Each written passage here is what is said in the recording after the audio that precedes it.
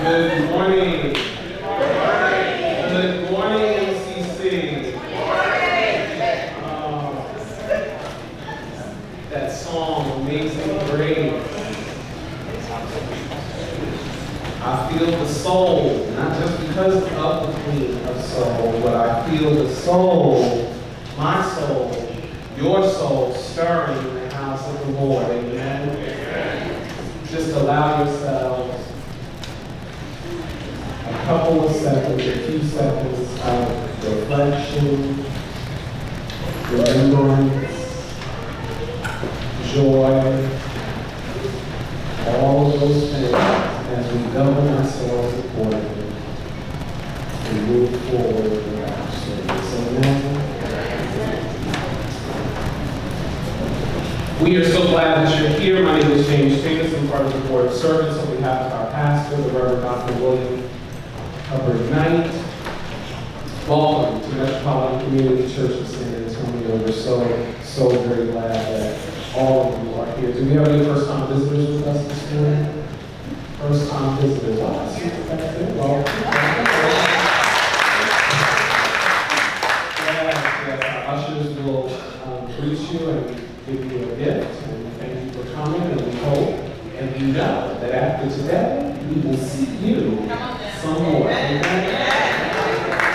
Please keep our pastor lifted up in prayer. He is a little under the weather this morning, but he is a trooper. He's been given specific instructions, so I'm going to share some of those instructions with all of you. All right. He is not to move from this spot until it is time for him to preach. Okay? He will fist bump, elbow bump you this morning, but if you want to receive that blessing from him, you must come to him. Amen? Okay. But remember, you cannot move until it's time for what? For you to preach. Amen. Let's say hi to everybody in Facebook land this morning. Wave back to them. Good morning. Welcome, Facebook family. We're so glad that you could join us. And to all of our volunteers and hospitality crew members downstairs, good morning to all of them. They can watch us from the screen downstairs. Amen. So we are just full of technology this morning. I'm just glad it's all working. Amen.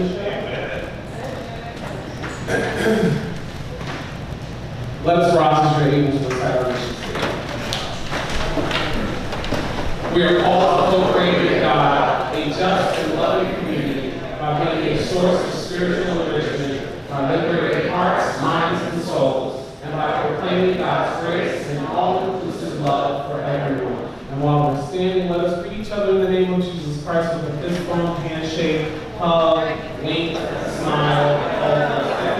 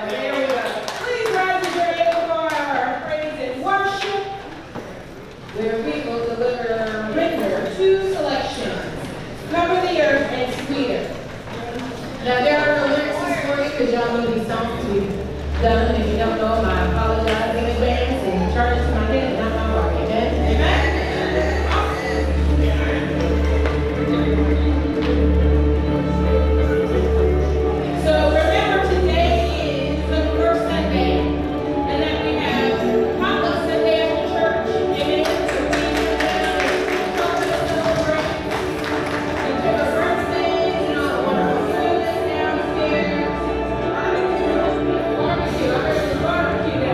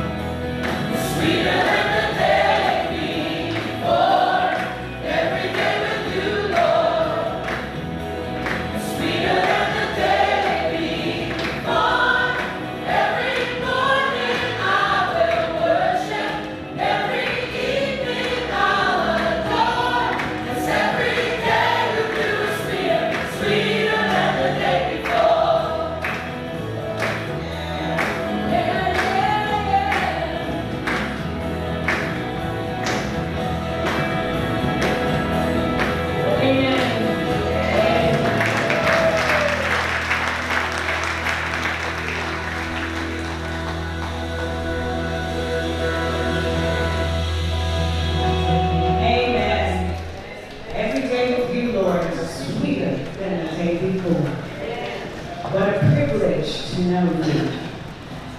You know, I don't know about you, but every day that I get an opportunity to worship, every day that I get an opportunity just to say thank you, it's sweeter than the day before. And we've been given another opportunity today just to say thank you. Just to say, Lord, I'm glad that I have another day to say thank you, Jesus. And every day with you, Lord, is sweeter than the day before. And you know what? Sometimes it doesn't look that sweet. Sometimes it may look a little cloudy outside. But I'm here to tell you that every day with Jesus is sweeter than the day before. You know, we have a bunch of prayer requests and we have a bunch of praise reports. So if you have a prayer request today, please raise your hand. And if you have a praise report, please raise your hand.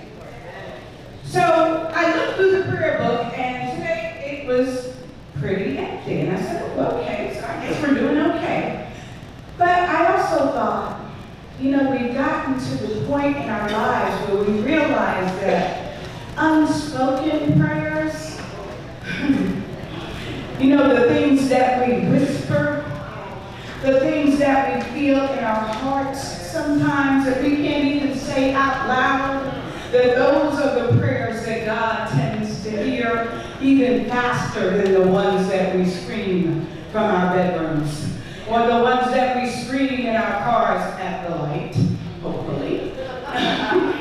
But we do have some prayers. There's a thanks and a praise for God's sake. The house sale in Harlingen.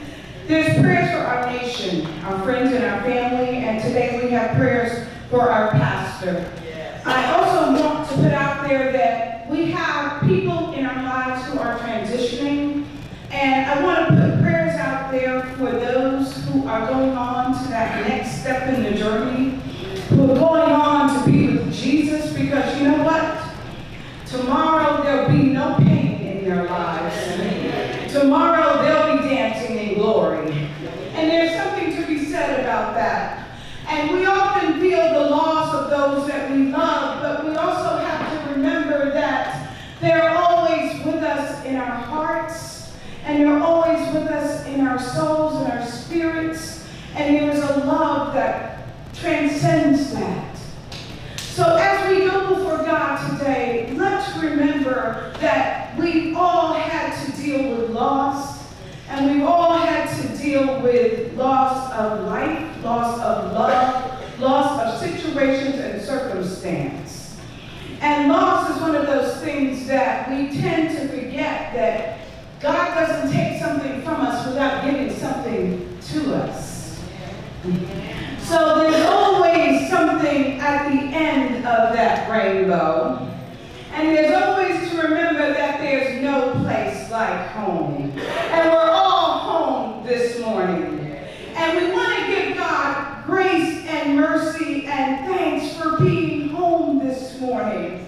So heavenly and most gracious Creator, we want to thank you, God, for bringing us together this morning. Lord, we know that it was hard for some of us to get here. And Lord, we know some of us want to be here and couldn't make it, God. But Lord, we ask that you would put your hands of mercy around each and every person here today, Lord God. If they are in need of healing, Lord God, we ask for healing. If they're in need of peace, Lord God, we ask for peace. Lord, we ask for joy that surpasses understanding, Lord God. And Lord, we know that you are God, and beside you there is no other, and you are highly pleased in us, Lord. And we stand on that promise, Lord God, today, thanking you for being God, and beside you there is no other. And for that, Lord, we give you thanks, praise, and glory today. In the name of our Creator, our Savior, Jesus Christ the Lord.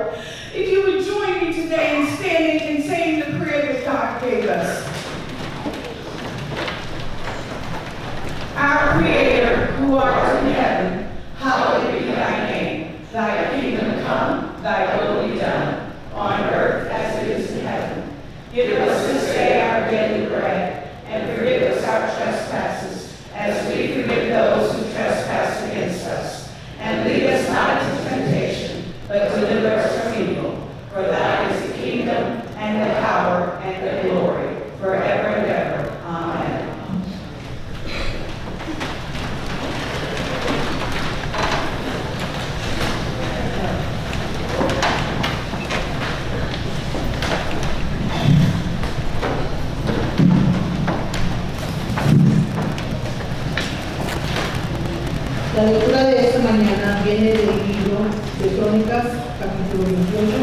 versículo 20.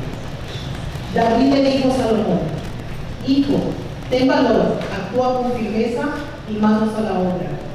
No tengas miedo, porque el Señor Dios, mi Dios, siempre estará a tu lado. Nunca te abandonará. Al contrario, Él te ayudará hasta completar todo el trabajo que se necesita para el servicio del templo del Señor. Palabra de Dios.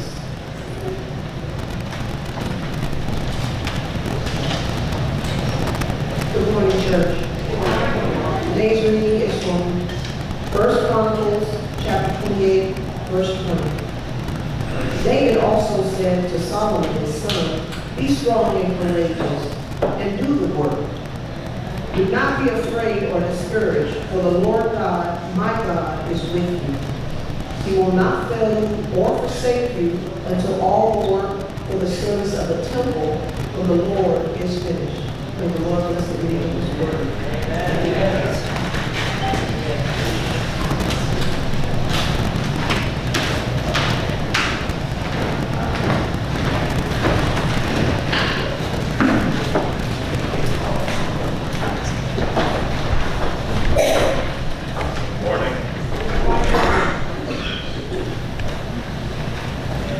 As you know, I don't do sin.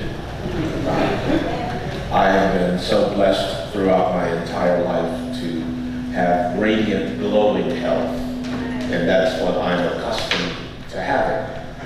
So when whatever this is has attacked me, I'm not sure how I'm supposed to respond to that. I know it's not going to keep me from doing anything that I'm supposed to do, but I also want to use wisdom. And so wisdom says that there's some things that I probably shouldn't do while I'm dealing with whatever condition is trying to live, which is being ejected even as we speak. So I'm going to ask these wonderful, wonderful, spectacular people to do what I usually do every Sunday, and to pray with us and to pray for us. So please, let us pray.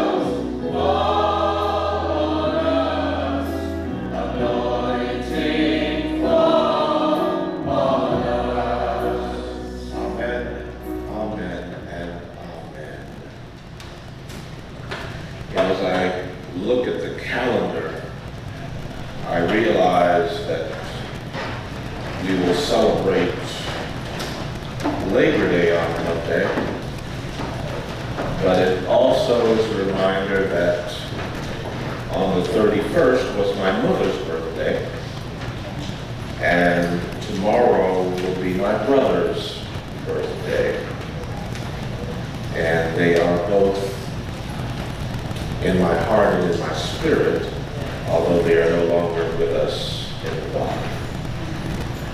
But because this weekend we celebrate Labor Day, I want you to know that I'm grateful.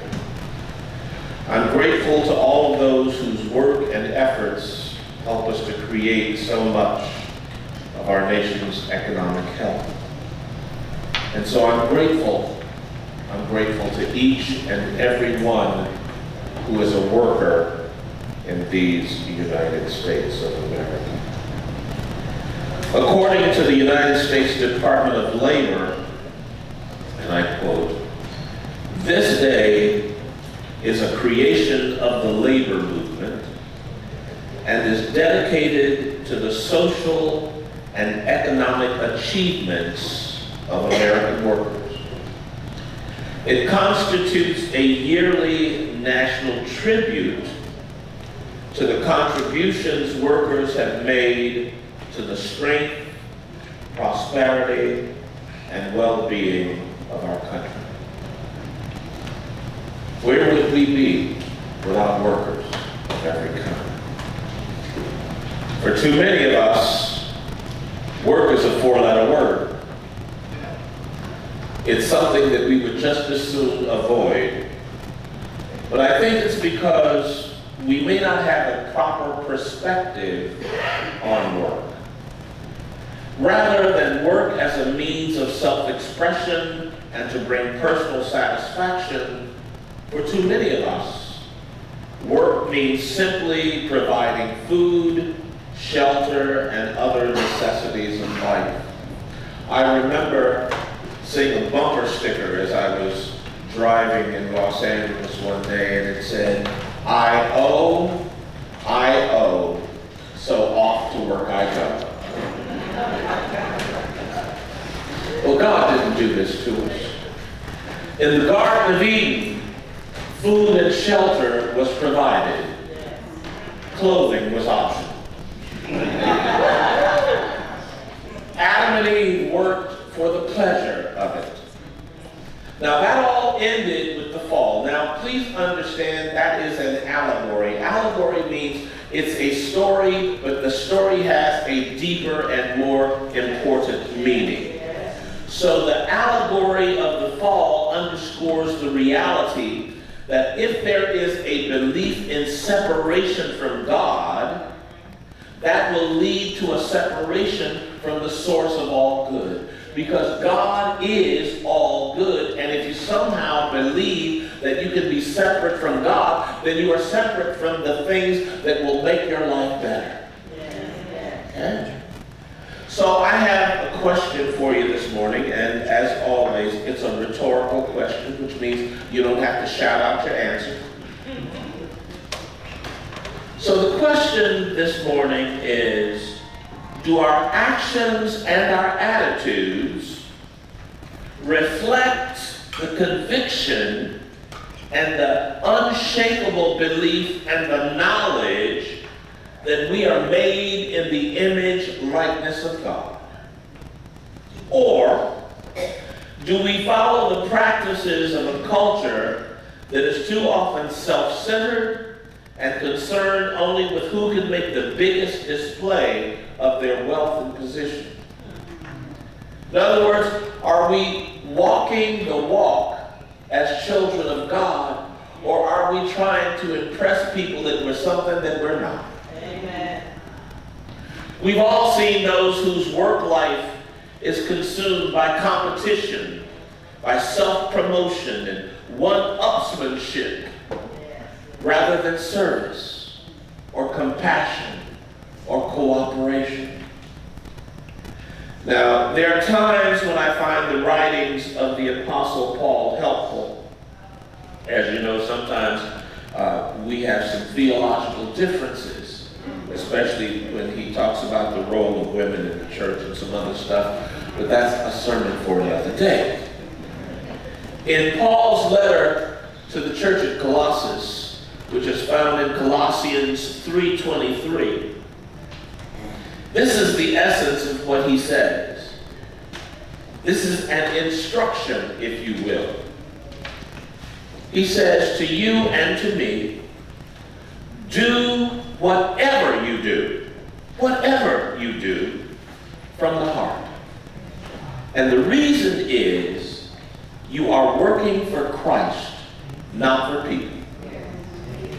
Do whatever you do, whether you are digging a ditch or whether you are speaking to millions of people, do it from the heart because you are working for Christ and not for people.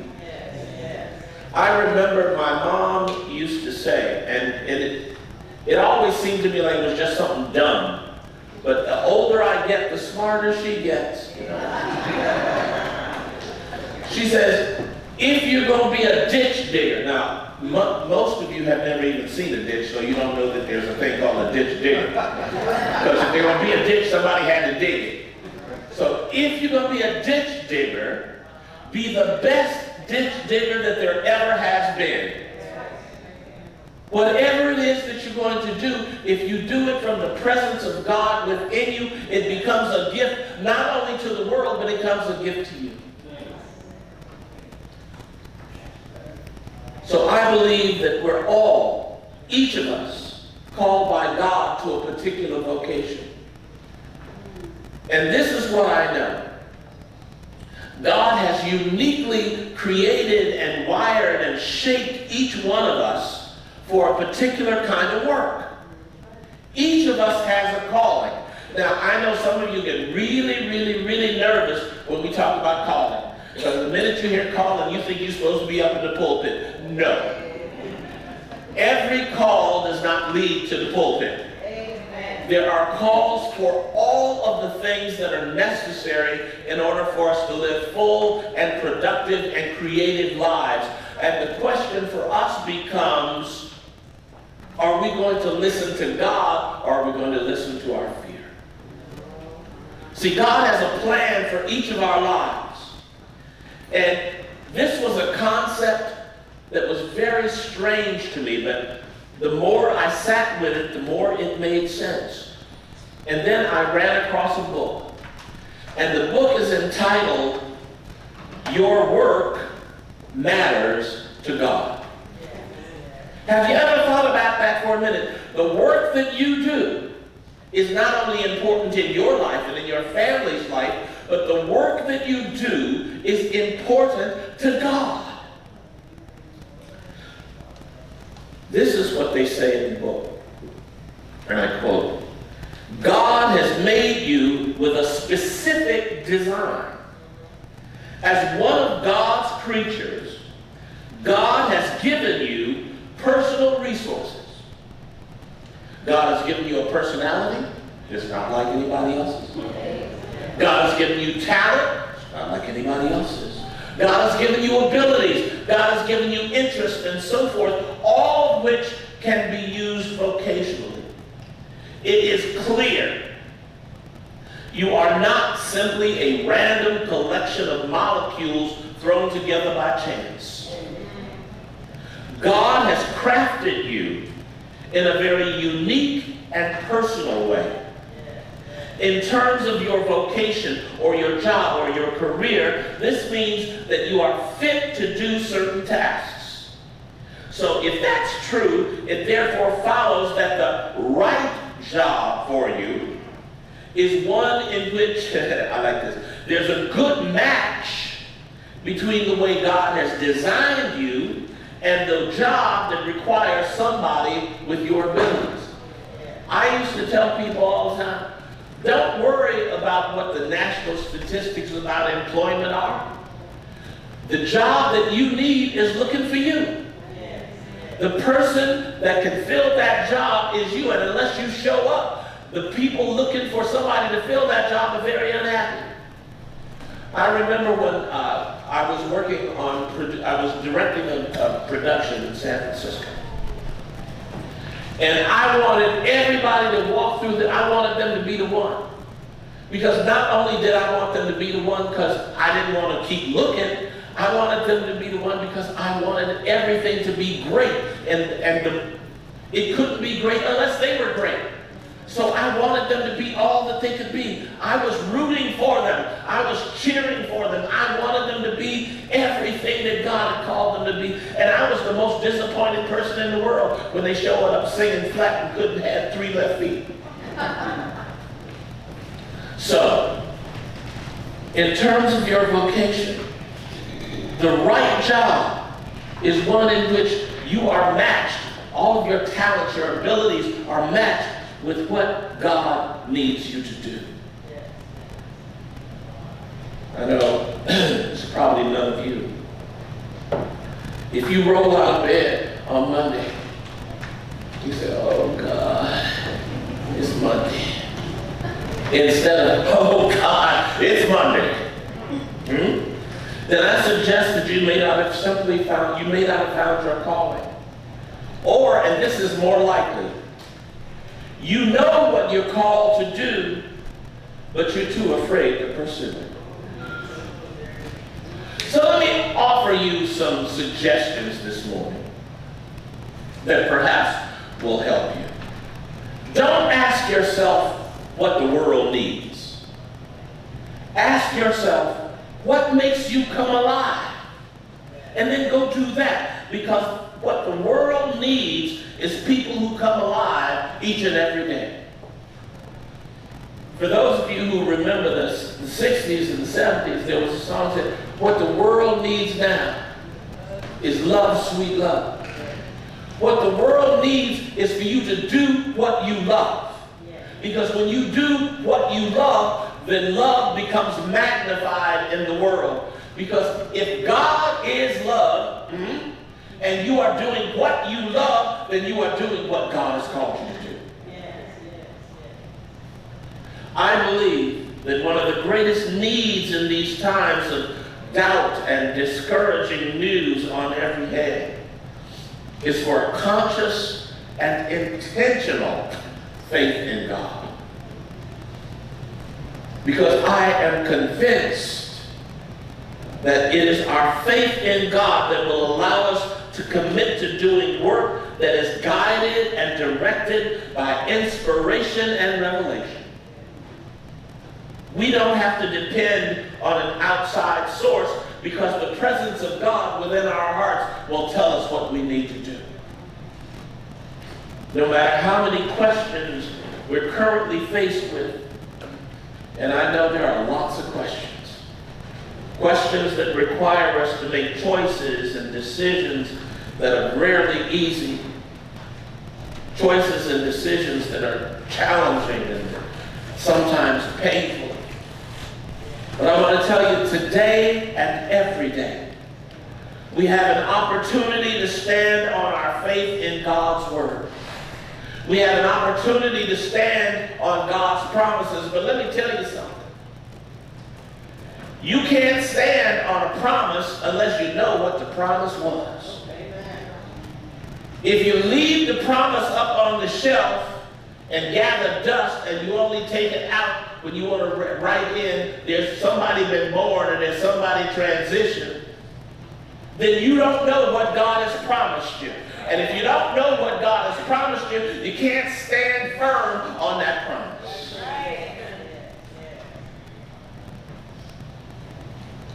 We have to stand with our faith on God's unchanging, everlasting, and eternal good.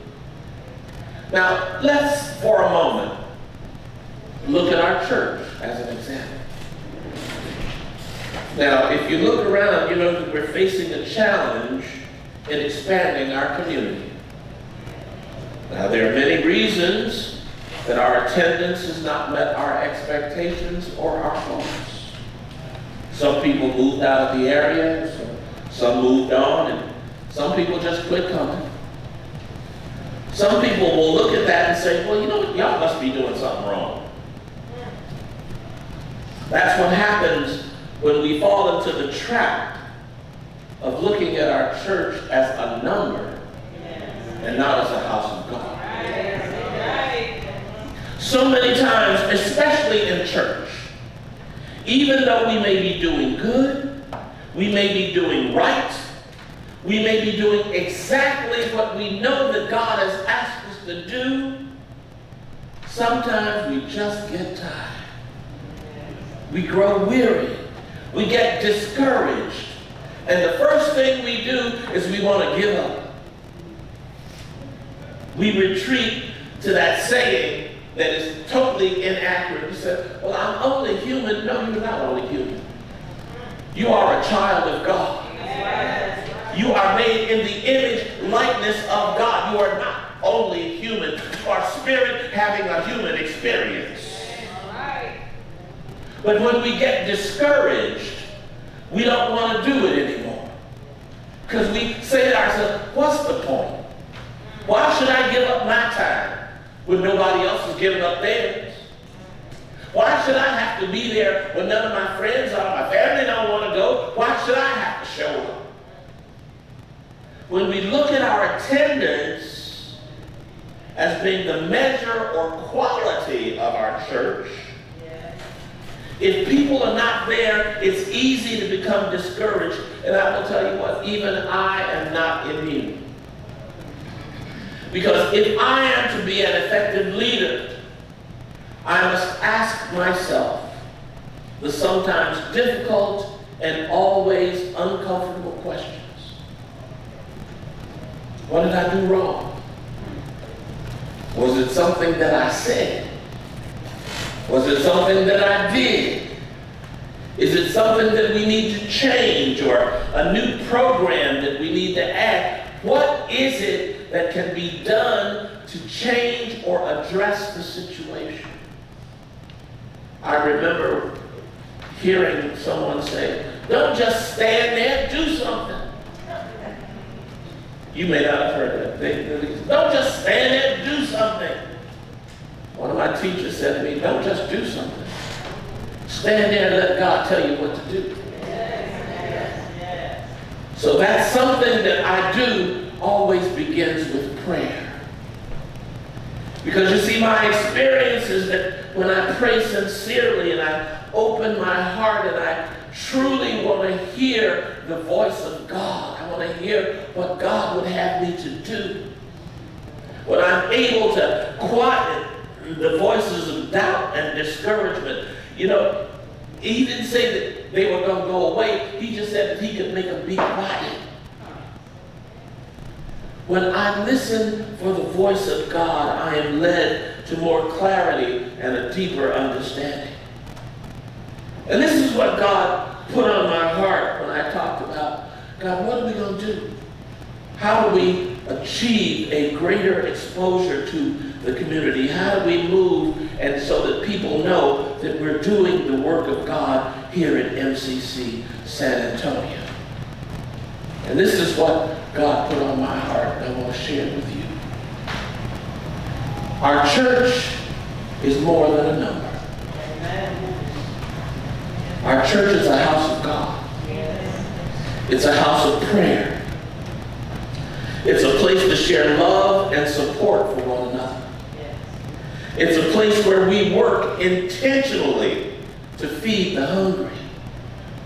It's a place where we offer our space and our support to those who are working to improve their lives and maintain sobriety and maintain their willingness to leave behind all the destructive behaviors that brought them into places that did not bless their lives. It's a place where we share encouragement when needed, when hearts are broken and need lifting. This is a place where you can get a lifting. When those who are discouraged and in despair, we can put our arms around them and say, God loves you just the way you are, and you're going to be okay. And this is a place where we celebrate whatever we can. We'll celebrate the coming up of the sun if you want to. This is a place where we mean from our heart, God's love is for everyone. Amen. God's love is for everyone. There is no one excluded.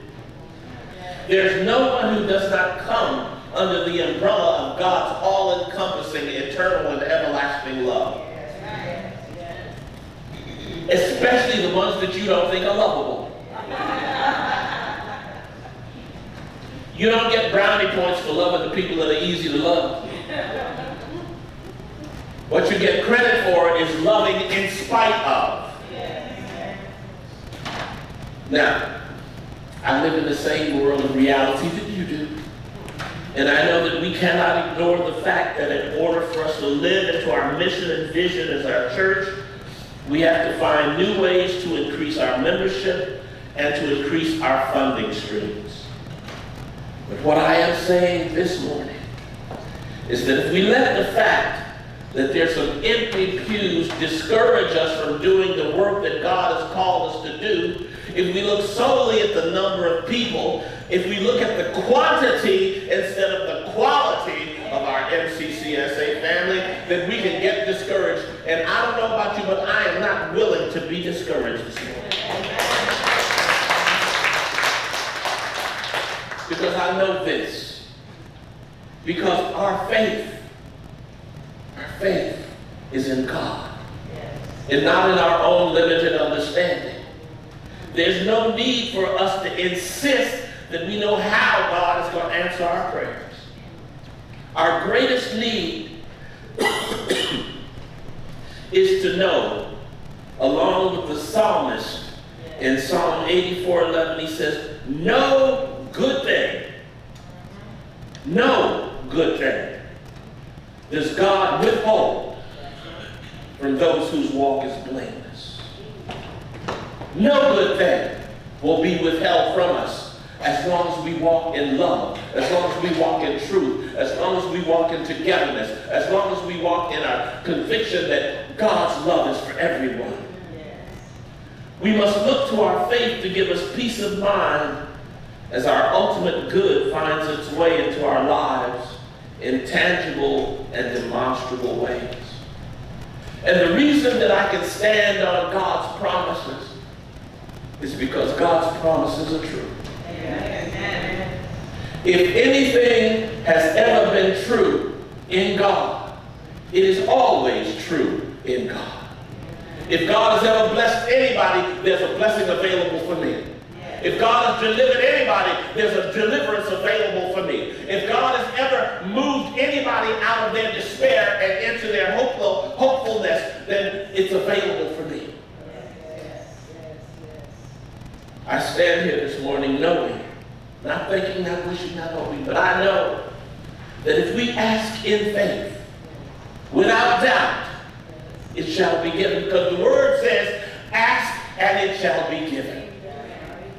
I know that if we seek with our hearts and with our minds, we certainly will find whatever it is that we're looking for, because the word says, seek and you shall find. I know that if we knock on the doors of opportunity, if we knock on the doors of greater service, if we knock on the doors of growing support, that all of those doors will be opened unto us, because he said, knock and the door shall be opened. So on this Labor Day, as we honor all those whose work blesses our lives, and please understand, every work is honorable work. Every work is honorable work. I know that they always say when they're talking about work that you could be a garbage man. I want you to know, my life is immeasurably better because there's somebody willing to pick up the garbage. I don't know about you, but I do not wish to live in a world where there are no garbage people. People who are willing to take care of that refuge so that my world can be a world of beauty and grace instead of a world that's overflowing with trash. So, on this Labor Day, as we honor all those whose work blesses our lives, let us look to our future with the sure and certain knowledge that the work we are doing here at Metropolitan Community Church of San Antonio to build, nurture, sustain, and maintain the beloved community, this work will not be in vain. So let our work be a gift. But let it first be a gift to ourselves, because the gift that you give to yourself is a gift that is given in love. Let our work be a gift to our families, and please understand that your family has extended beyond the people that you shared the house with when you were growing up. Our families become those who walk the spiritual path with us, those who see us as we truly are, children of the living and loving God. Those are the families that we have chosen, and bless God, those are the families that have chosen us. Amen. Let our work be a gift to our community. The community will not get better because somebody says, well, you know what, it ought to get better. Well, it won't get better unless we make it better. And most importantly, let our work be a gift to God. A gift to God in gratitude for all that God has done and all that God is doing in our lives. All work that is done with with thanks. All work that is done in gratitude to God for all that God is. All work is honored, is good, is productive. All work that we do glorifies God who gave us the ability to work. So in the sure and certain knowledge that the work that we do is work that is given unto God, I say happy Labor Day, everybody. God bless you.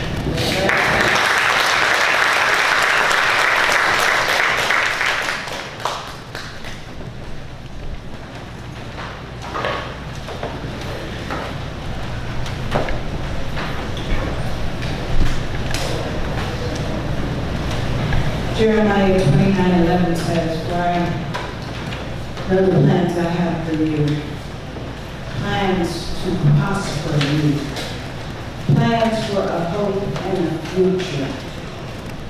As we give our offering this morning, give it knowing that God has plans for you, plans to prosper you, plans for a hope and a future.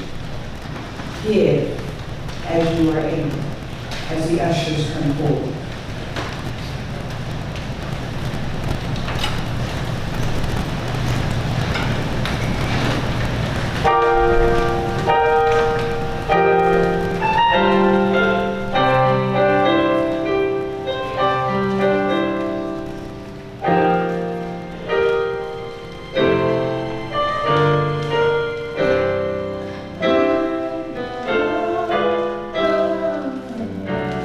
Oh,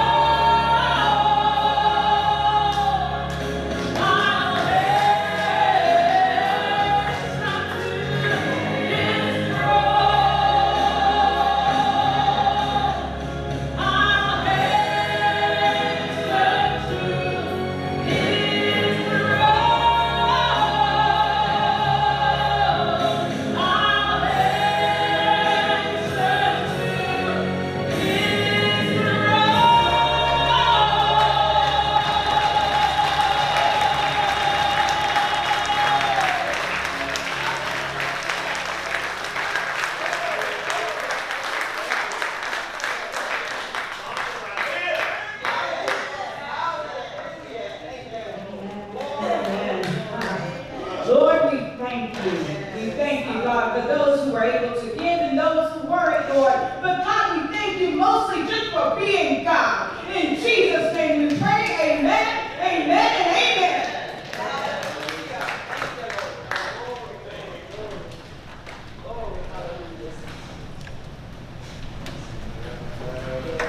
Yes.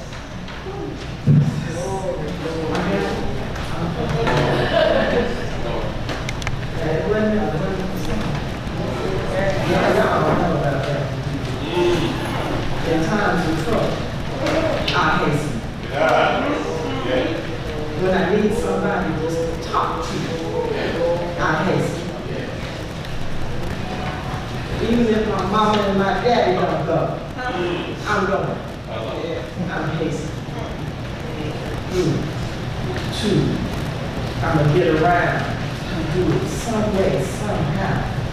Two, because that's where salvation is. And now we have come to this time in our service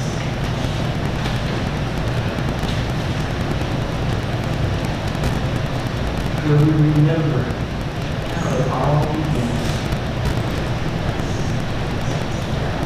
So take a moment and sit in the house.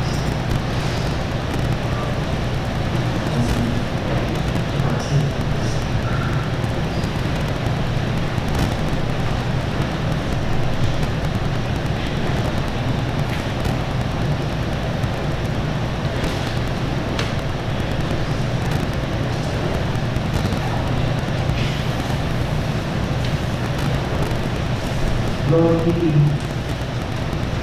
are just human. We are not perfect. But we know that we are perfect when we can.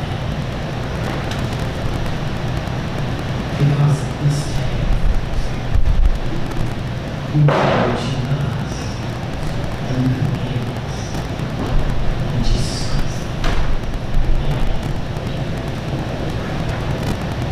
Now the night that Christ the night before Christ was supposed to be given up, he was at a Passover meal. And like all other Passover meals, they had bread, they had wine, they had food.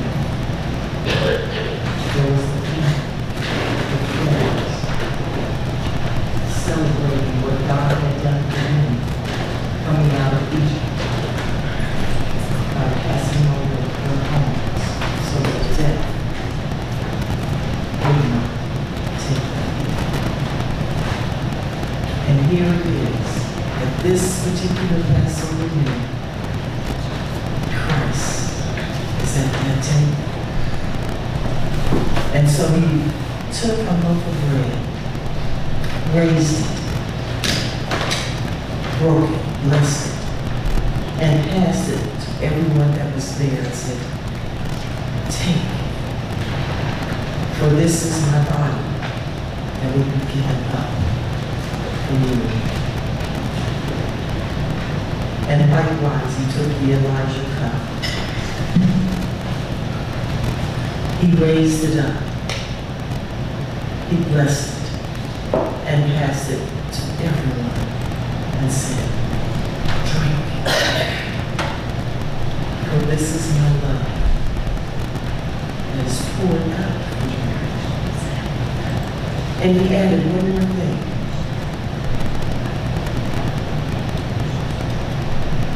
He said, "As often as you eat of this bread and you drink of this cup, remember me." Let us pray. Excuse me. Let us do our proclamation of faith in our psalms.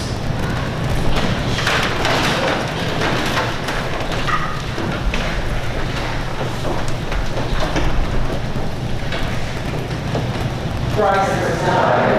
Christ is risen. Christ lives. Christ will come again. Hallelujah. Hallelujah.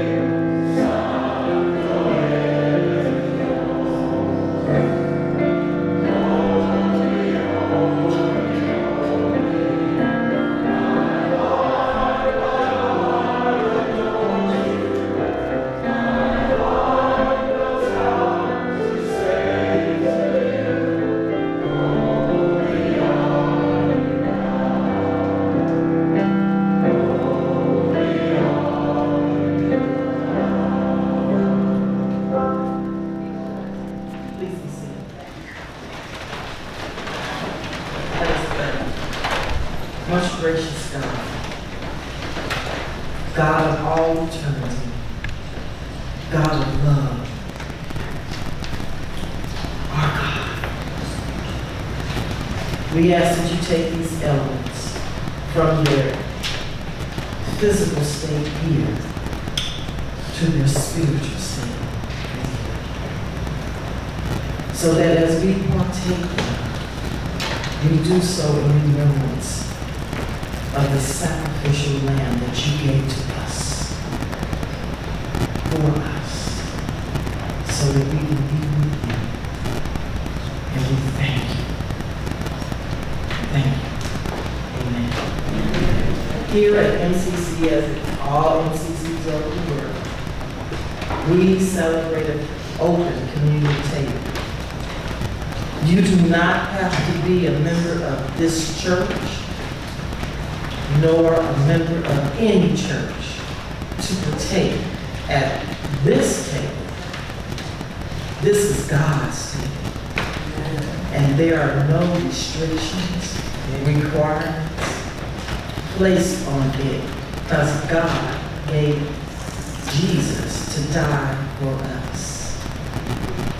And when Jesus did, all things were taken away. The curtain between us and God is broken and shattered. So you can come to this table. If you like to receive the elements in your mouth, open it.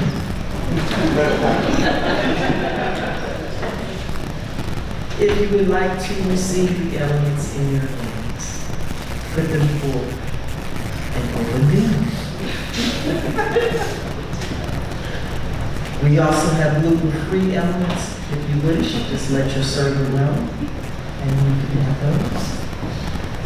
We will give you a short prayer blessing as you come forward and partake. For this is the bread of heaven and the cup of salvation. And so, come, see how good and great God is.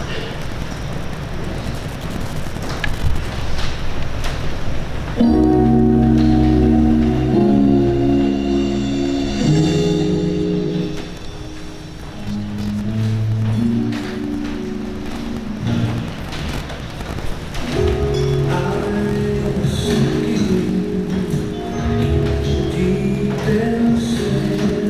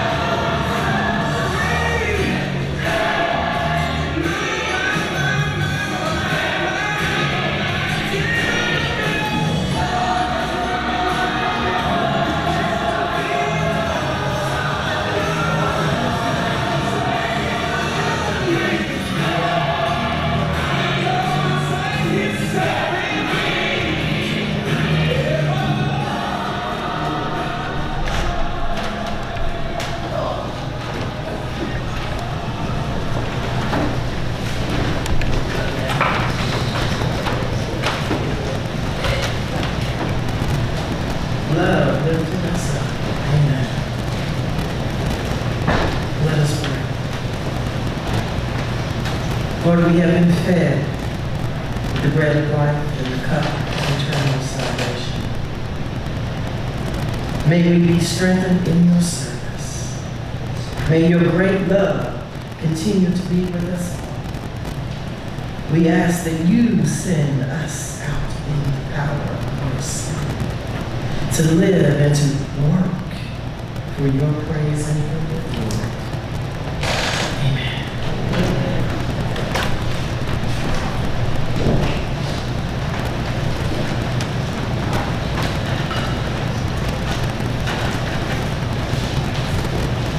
Good morning.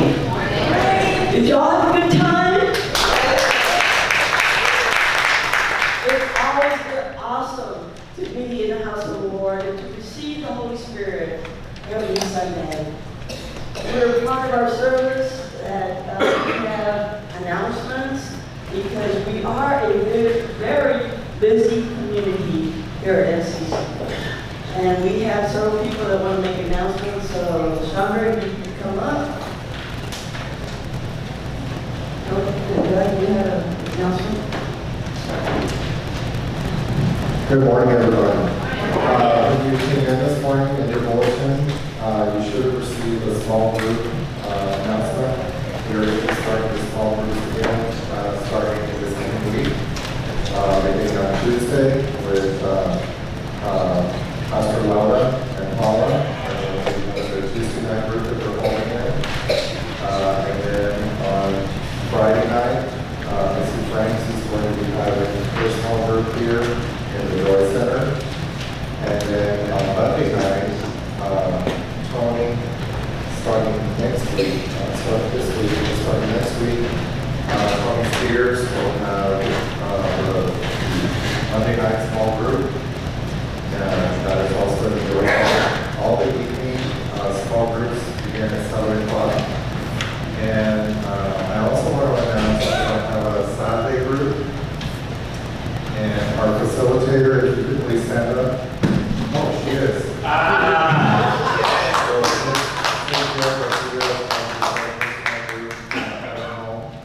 and that's going to be starting later on this month. So the actual specifics will be announced.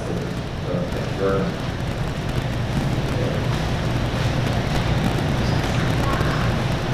First, give an honor to God, who is the leader, the guide of my life. I would like to say this week has really been a blessing. I was able, y'all know for the last 3 or 4 years, I have been doing financial workshop, financial literacy. But this week, now I am completely certified as a Dave Ramsey Master Trainer Financial Advisor.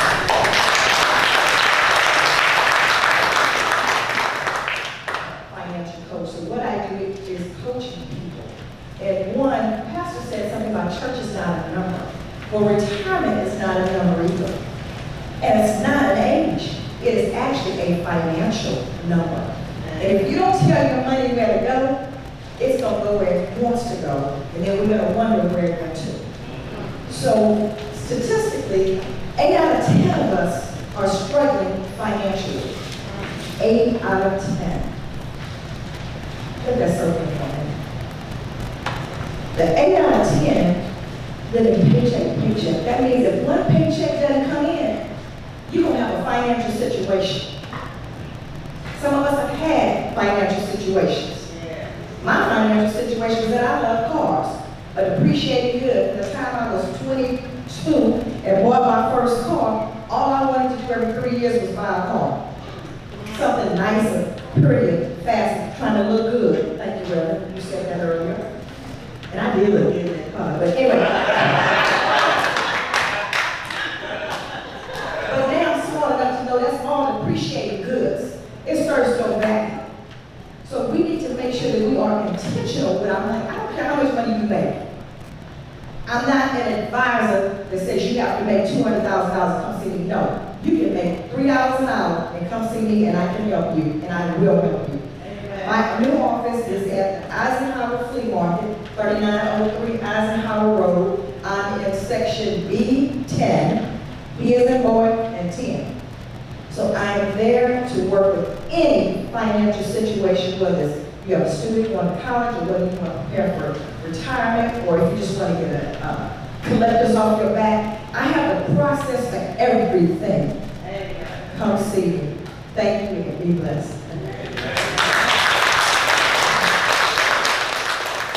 Okay, just a few announcements. Most importantly, we need volunteers for the food pantry. That is one of our vital, very vital ministries in this church that helps the community. And it's a very thriving ministry, and it needs a lot of volunteers to help not only receive the food on Fridays, but also give it out on Saturday. You can look at the bulletin, there's a time and date when they need the volunteers for. So please feel free to come and help. We have a lot of activities going on in September. We have the Mexican themed potluck, September 16th. We have the vendor and craft market, September 22nd. We have the Loteria night on September 29th. They're all in your bulletin. Please review them. And by the way, we're still collecting school supplies, and they're not for the kids here, but they will be for the 2 schools that we have selected to donate to. So if you can, bring school supplies. Amen. Now, we have our birthdays.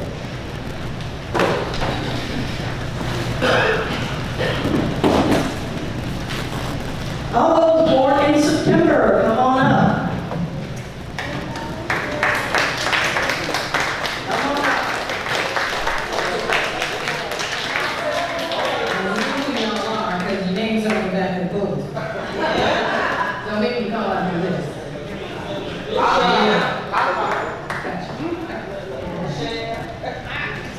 Yeah, whatever, Marsha. Okay, so here we go. Because we show birthdays in September.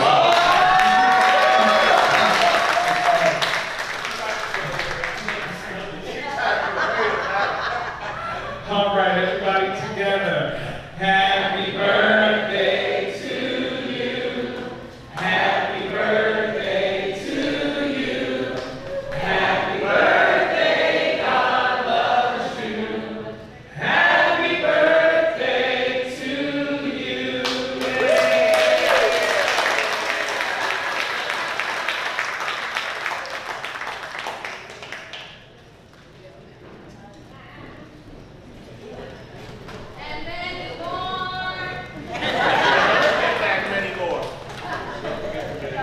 God bless you. God bless you. Happy birthday. You know, it is such a blessing to celebrate birthdays because the first thing that says is that you're here. And that you're here and present and able to celebrate. So it is such a blessing to be able to celebrate birthdays. And so we want to celebrate all of you who were born in September and to tell you how grateful we are that you were born. Today is a wonderful day. It's our first Sunday, so we're going to have our potluck Sunday. I know we have some of the best cooks in San Antonio, and they have been preparing stuff, and it's all downstairs, so we want you to come down and have that, and I'll bless the food in a minute. But as you go forth this week, as you go to celebrate Labor Day, say thank you to somebody who's performing a labor that helps you. Say thank you to the clerk in the store. Say thank you to the checkout person. Just say thank you because the labor that they do really helps all of us. And we don't want to just take it for granted. We want to take this time and say thank you. We appreciate the work that you're doing to make our lives better. Amen. So will you do that? I thank you for the 4 folks who said they would do it. The rest of y'all work on it the best way you can. Okay? So as we leave this place, we do not leave this family, we do not leave this community, we do not leave this fellowship, because it exists within our hearts, and it binds us together, heart to heart, mind to mind, and spirit to spirit. We bless this time of fellowship, we bless this food, we bless this family of love, this family of grace, this family of goodness. And we celebrate the joy of God's grace, God's mercy, and God's goodness. And we do it in all of the holy and precious names of the divine, but especially the name of the one who came that we might have life, and that more abundantly, Jesus the Christ. Through the power of the Holy Spirit, we let it be well, we let it be so. Amen, amen, and amen. I won't be hugging you today, so I asked some of the folks to hug you because you know you can't leave without a hug. So there'll be folks at the door who will hug you as you go. Amen. God bless you.